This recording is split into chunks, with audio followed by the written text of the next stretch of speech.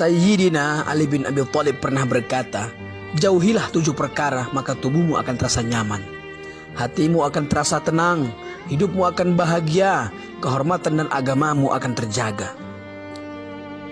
Pertama, jangan meratapi masa lalu, karena masa lalu bukan untuk diratapi tetapi direnungkan. Betapa ruginya seseorang menghabiskan hidupnya hanya untuk meratapi sesuatu yang telah berlalu. Karena semua yang telah berlalu tidak akan mungkin pernah terulang kembali. Kalaupun terulang kembali, dimensinya pasti akan tetap berbeda.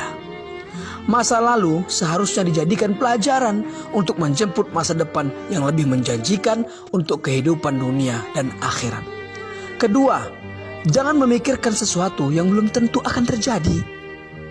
Karena hal itu hanya akan menimbulkan kekhawatiran, depresi, stres, mempengaruhi kesehatan tubuh dan terjebak dalam ilusi. Teruslah berprasangka baik, karena jalan hidup setiap orang sudah ditetapkan oleh Allah Subhanahu wa Ta'ala. Dalam Al-Quran, Allah Subhanahu wa Ta'ala berfirman, katakanlah bahwa sesuatu sekali-kali tidak akan menimpa kami melainkan apa yang telah ditetapkan oleh Allah bagi kami. Quran Surah At-Taubah ayat 51. Ketiga, jangan menghina orang lain jika apa yang engkau hina ada dalam dirimu. Berkacalah pada diri sendiri sebelum menghina orang lain. Tanyakan pada diri sendiri, pantaskah aku menghina orang lain? Padahal sesuatu yang aku hina dalam dirinya ada juga dalam diriku. Keempat, jangan meminta balasan dari pekerjaan yang belum pernah dilakukan. Karena hal itu sama saja akan menjatuhkan kehormatan dan harga diri kita. Orang lain akan menganggap kita tidak jauh berbeda dengan pengemis yang meminta-minta di jalanan.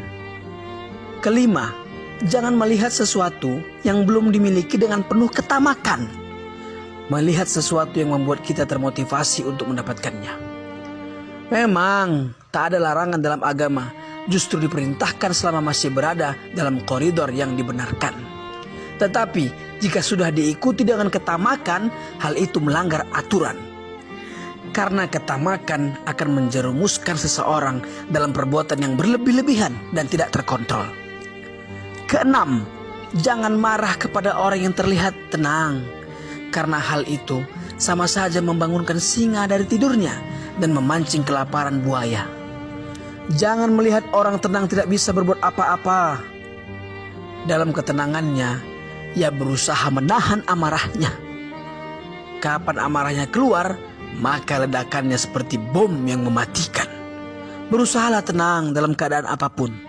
Menghadapi sesuatu dengan kemarahan tidak akan menyelesaikan masalah, tetapi justru menambah dan memperkeruh masalah. Ketujuh, jangan memuji orang yang tidak tahu diri.